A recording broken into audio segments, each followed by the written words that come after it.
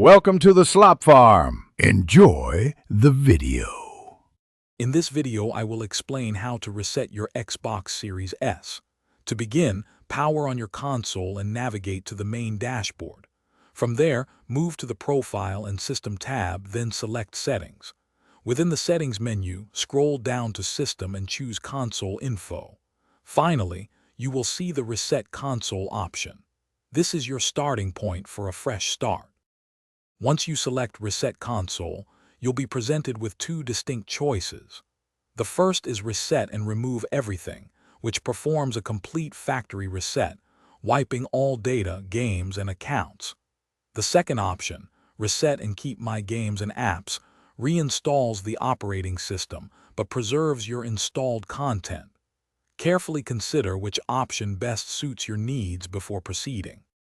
For a truly clean slate, select Reset and Remove Everything.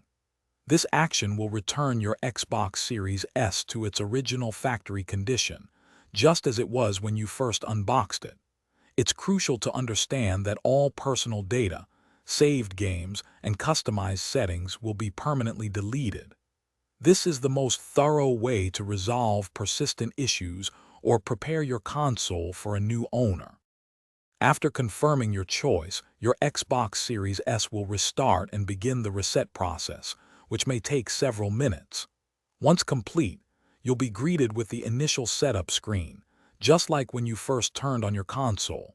You'll need to sign in with your Microsoft account, reconfigure your preferences, and reinstall any games or applications you wish to use again. Enjoy your refreshed console. Thanks for watching. Consider subscribing if we helped you today.